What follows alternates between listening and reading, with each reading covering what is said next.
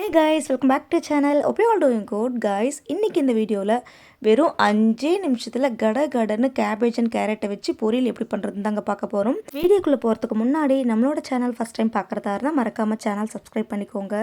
இந்த cabbage and carrot பொரியல் பண்ணுறதுக்கு முதல்ல ஸ்டவ் ஆன் பண்ணி ஒரு கடாயில் கொஞ்சமாக எண்ணெய் சேர்த்து நல்லா சூடு பண்ணிக்கோங்க. இப்போ இதில் ஒரு 1/4 டீஸ்பூன் அளவு கடுகு உளுத்தம் பருப்பு சேர்த்து பொரிய விட்டுக்கோங்க. அடுத்ததாக நல்லா தின் ஸ்லைஸாக கட் பண்ணி வச்சுருக்க ஒரு பெரிய வெங்காயத்தை சேர்த்துக்கோங்க.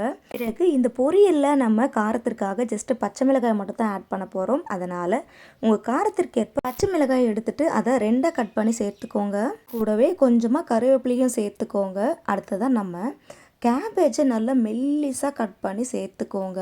இது கூடவே 2 கேரட்டை தோல் சீவிட்டு துருவி இதில் சேர்த்துக்கோங்க. கூடவே ஒரே ஒரு தக்காளியை நல்லா பொடியாக கட் பண்ணி சேர்த்துக்கோங்க. அப்புறம் இந்த பொரியலுக்கு தேவையான அளவு சால்ட்டை சேர்த்து நல்லா மிக்ஸ் பண்ணி விட்டுக்கோங்க.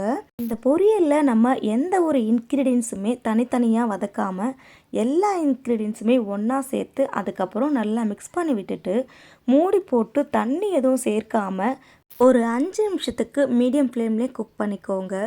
இடையில மூடி ஓப்பன் பண்ணி நல்லா மிக்ஸ் பண்ணி விட்டுக்கோங்க. ஏன்னா நம்ம தண்ணி எதுவும் சேர்க்கவே இல்லை. ஆல்ரெடி நம்ம சேர்த்த இந்த கேபேஜ் அண்ட் தக்காளியில் இருந்து வர தண்ணியிலேயே இந்த கேபேஜ் அண்ட் கேரட் வந்து நல்லாவே குக் ஆகிடுங்க.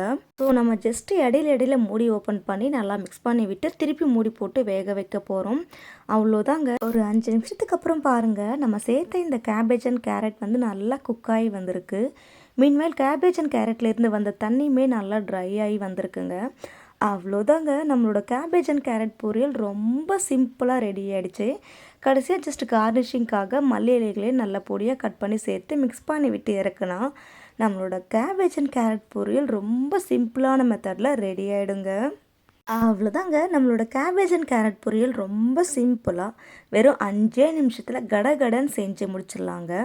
எந்த ஒரு இன்க்ரீடியன்ஸுமே தனித்தனியாக வதக்காமல் எல்லா இன்க்ரீடியன்ஸுமே ஒன்றா சேர்த்து நல்லா மிக்ஸ் பண்ணி விட்டுட்டு தண்ணி எதுவும் சேர்க்காமல் நம்ம சூப்பராக செஞ்சுருக்கோங்க. இதே மாதிரி மெத்தட்லேயே நீங்கள் பீட்ரூட் செய்யலாம், வேறு எந்த காய்கறியாக இருந்தாலுமே செய்யலாங்க. ரொம்ப டேஸ்ட்டாக இருக்குங்க. இந்த பொரியலுக்கு நம்ம தனியாக குழம்பு எதுவும் வைக்கணும்னு அவசியம் இல்லைங்க. சுட சாதத்தில் இந்த பொரியல் மட்டுமே வச்சு நல்லா மிக்ஸ் பண்ணி சாப்பிடும்போது அவ்வளோ ஒரு டேஸ்ட்டாக இருக்குங்க.